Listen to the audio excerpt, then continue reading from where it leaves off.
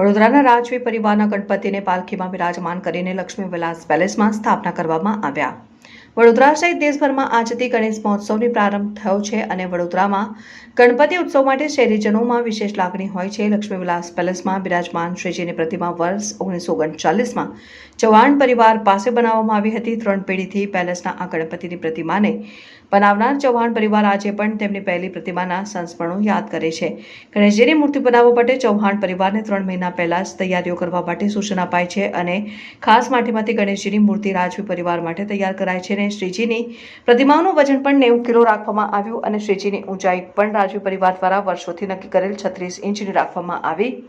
સંગીતની સુરાવલી સાથે શ્રીજીની સવારી નીકળી। પારંપરિક વાદ્યોના સુરો વચ્ચે રાજમહેલના ગણપતિની સવારી નીકળી।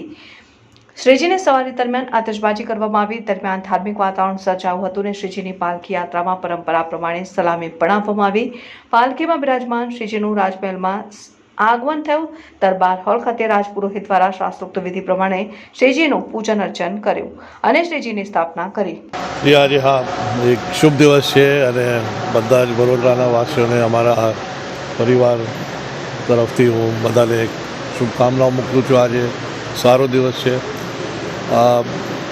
ગણેશ પૂજા સ્થાપનાનું એક બહુ જૂનું પરંપરા છે અમારા ગાયકવાડી ઘરમાં અને વર્ષોથી ચાલે છે। સયાજીરાવ મહારાજના પણ પહેલાં સમયથી ચાલે છે અને આ એક પરંપરા જે છે અને આ ગણેશજીની સ્થાપના ઘણી બધી જગ્યા શહેરમાં પણ બહુ જગ્યા થઈ ગઈ છે અને ઈચ્છા કરું છું કે લોકો માટે સારા દિવસ આવશે।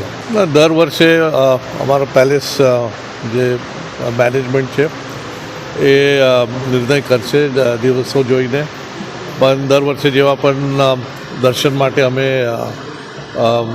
દિવસોને તારીખોને ટાઈમ બધું બહાર પાડશું। પણ જરૂર દર વર્ષે જેમ બધાને એક મોકો મળશે અહીંયા આવવાનું અને બાપાનું દર્શન કરવા માટે। એક પ્રાર્થના કરીએ કે આ છેલ્લું પૂર હતું અને આના પછી આવી પરિસ્થિતિ વડોદરામાં ના આવે એટલી ઈચ્છા કરું છું। ગયા અઠવાડિયા 10-15 દિવસથી તો બધાને ખ્યાલ છે પરિસ્થિતિ શું છે। આપ લોકો પણ કેટલા લોકો સોસાયટીમાં જઈને ઘણા બધા સોશિયલ મીડિયા ઉપર લોકોને જે ત્રાસ થયું છે બધું જ છે આપણા સામે। હું એટલું જ ઈચ્છા કરું છું કે આ એક છેલ્લું અને આ પરિસ્થિતિ આ પ્રકારની થાય વડોદરાને જે કંઈ કરવું પડે શાસનને